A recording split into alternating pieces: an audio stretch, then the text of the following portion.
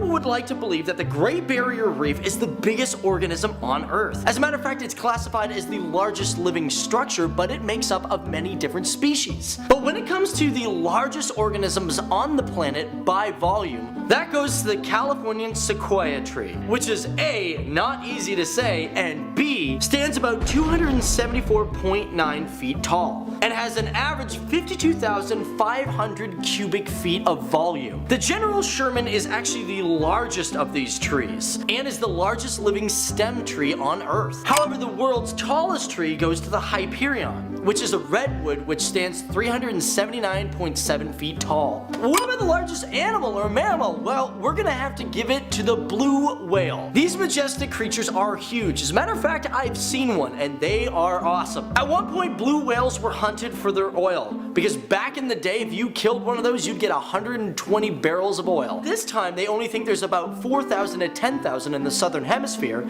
and about 3,000 to 4,000 in the northern hemisphere. But overall, they can get up to 80 feet in length and weigh over 200 tons. But what about the largest land animal? Well, that goes to the l'éléphant, or the elephant. The elephant is another amazing creature, very smart, very social, and is also hunted down by man but for its ivory. Overall, it can weigh 2.7 tons. But believe it or not, it is so powerful, it could actually pick up 400 pounds with its trunk. Next, let's step into the reptile world. Hopefully you don't want to step on reptiles, because you don't want to step on a saltwater crocodile. Heavily found in the northern parts of Australia, and sometimes on the eastern coast of India. But mainly they hang in the Torres Strait, which is in between Australia and the Malaysian islands. The saltwater crocodile has an average mass of 990 pounds, and an average length of 4.5 meters. Have you ever heard of parthenogenesis? It's when a female shark gets pregnant without ever coming into contact with another shark. It does happen. Now, okay, when you see a great white shark, you're probably going, yeah, that thing is terrifying. I don't want it near me. I'm deathly afraid of great whites. Thank you very much. And I don't blame you, because look at this thing's mouth. As a matter of fact, the bite on a great white shark is equal to 1.8 tons of force. Man, just imagine that, like tons, just squishing ya. The first shark to ever be put on the US endangered species list was the scalloped hammerhead shark. Now, great whites occasionally do bite into a person. They don't actually mean it. They don't even like the taste of us. But the funny part is, you can't return the favor by biting into a great white. This is because great whites have so much mercury inside them that if you were to bite it, it'd be fatal to you. It's dangerous. With over 500 different types of shark, there are only 4 sharks that are dangerous to people. And that is the bull shark, the great white, the tiger, and the white tips. Now, some sharks have a very weird mating trend. For a male blue shark, if it's interested in a female, it'll go up and just bite right into her. Man, they really use those teeth for like everything. Like, get over it, guys. Did you know that sharks have built-in toothpaste? Man, they're lucky. They actually have fluoride on the outside of their teeth that consistently cleans their teeth. And yeah, you don't believe in fluoride, huh? Sure. And last but not least, guys, just for an extra one, if you ever saw a shark coming, best thing to do, just punch it right in the nose or right in the eye. This is because it will run away. Sharks are generally quite lazy and don't want to work for their food. I don't blame them. That's why I just go to McDonald's. BAM! The Bengal tiger is famous for its orange and black stripes, but it's also known for being a resident of India and Bangladesh and places like Nepal. It's also the largest cat species on the entire planet. With a lifespan of 18 to 25 years, as adults, the Bengal tiger comes in as one of the biggest and heaviest tigers of all, weighing anywhere between 240 to over 500 pounds. With most of them weighing around 420 pounds, however, the female of them is very small, weighing only about 310. But when it comes to the Bengal tiger, it's important to know that they generally live in solitude, except during mating seasons, while also keeping scent-marked territories in order to keep other tigers and rivals away. Now, one thing that makes an obstacle for repopulating these animals is their diet. Now, these amazing creatures are indeed carnivores, and the reason they get to their size is because they will eat 40 to 60 pounds of meat in one sitting. It's also interesting to know that the Bengal tiger also has the largest canine teeth. That's these ones right here.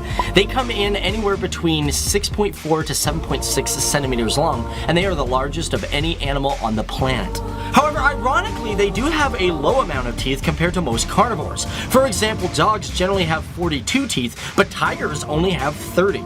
And similar to human beings, they also have temporary teeth or baby teeth, or also called milking teeth. These generally come in a week or two after they are born, and they indeed fall out and are replaced with permanent teeth. And when it comes to the oral region of these animals, I mean, have you ever been licked by a tiger? Yeah, you know that their tongue is like really kind of sharp. The reason for the roughness is so that the tongue will shed away feathers and fur so the tiger can get straight to the meat. And in order to capture their prey, these nocturnal animals lie in wait, stalking their target with their unique camouflage. As a matter of fact, when it comes to its camouflage, it's so unique that no two tigers have a similar stripe pattern. For the Bengal tiger, as it stalks, it waits for the opportune moment, then it rushes out of the bush at speeds of over 90 kilometers per hour, committing to a quick pounce and attack from their 3 to 4 inch claws, killing their prey quickly. However, when it comes to the hunt, their young will have trouble with this until they reach the ages of 18 months.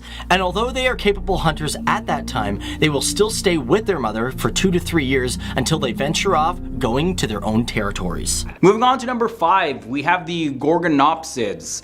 They were a group of carnivorous synopsids that lived during the late Permian period, approximately 260 million years ago.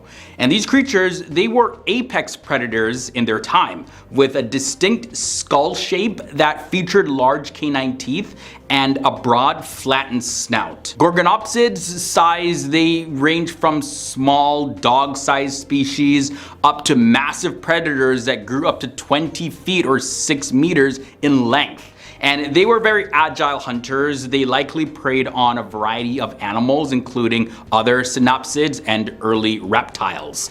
The name gorgonopsids comes from the Greek word gorgon, and this means dreadful, and opsis, which means appearance. Next up, let's look at the dinotherium.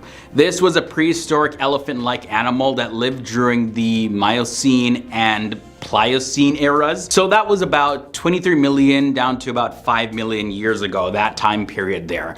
And it had an estimated weight of up to 12 tons and a shoulder height of around 13 feet or about 4 meters. What set the dinotherium apart from other ancient elephant relatives was its unusual downward curving tusks, which were longer than and thinner than the modern elephants that we know today. These tusks were used to strip bark from trees and branches, allowing Dinotherium to feed on a variety of vegetation. Although Dinotherium went extinct millions of years ago, its fossils have provided important insights into the evolution and diversity of prehistoric elephants and their relationship to modern day elephants. Moving on to number 3, the Quetzalcoatlus. Try saying that 3 times fast. The Quetzalcoatlus was a pterosaur that lived from 70 to about 60 million years ago, in that time period upwards. And it was one of the largest flying animals known to have ever existed, with an estimated wingspan of up to 40 feet or 12 meters and a weight of over 500 pounds. Quetzalcoatlus had a long toothless beak and a long neck, which it used to pluck prey from the ground or water. And it's also believed that this pterosaur animal was a skilled glider, using air currents and thermals to soar over long distances without flapping its wings at all. Quetzalcoatlus went extinct along with the rest of the dinosaurs. Number 2 leads us to the dreadful Titanoboa. Titanoboa was a giant prehistoric snake that lived during the Paleocene era around 60 million years ago. It was one of the largest snakes that has ever been discovered, with an estimated length of up to 42 feet or 13 meters and a weight of over a ton. Titanoboa was a member of the Boidae family, which includes modern-day boas and pythons, but it was much larger than any of its living relatives. It likely lived in swamps and wetlands where it hunted large prey such as crocodiles and turtles, and Titanoboa's size was made possible by the warm climate that it lived in at the time. Ending this episode off at number 1, we have the Tyrannosaurus Rex. Tyrannosaurus Rex, or T-Rex for short, was a massive carnivorous dinosaur that lived during the late Cretaceous period, more specifically 66 to 68 million years ago. It is one of the most famous and iconic dinosaurs, known of course for its very powerful jaws, its sharp teeth, and its fearsome reputation as a top predator, as well as its itty-bitty hands. T-Rex was one of the largest meat-eating dinosaurs, growing up to 40 feet or 12 meters in length and weighing up to 9 tons. Its long and heavy tail provided good balance for it, while its powerful legs allowed it to run at speeds of up to 20 miles per hour.